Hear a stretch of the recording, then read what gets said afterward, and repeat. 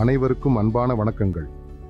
குறிப்பாக நமது இளைஞர்களுக்கும் எனது அன்பு நண்பர்களுக்கும் கான்ஹாவில் உங்களில் சிலர் முன்வந்து, தாஜி, இந்த இளைஞர் கருத்தரங்கிற்கு தயவு செய்து வருவீர்களா என்று கேட்டபோது அதை மறுப்பது என்பது எனக்கு மிகவும் கடினமாக இருந்தது. நான் வருவேன் என்றேன்.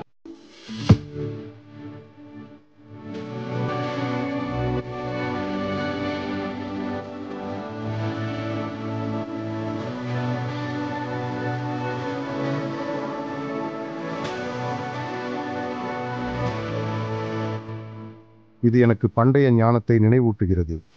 சுவாமி விவேகானந்தர் இதனை திரும்ப திரும்ப கூறுவார்.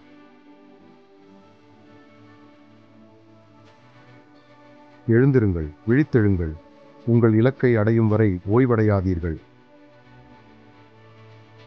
நமது சந்திப்பு நிகழ்ந்தது என்று எடுத்துக்கொள்ளுங்கள். நன்றி.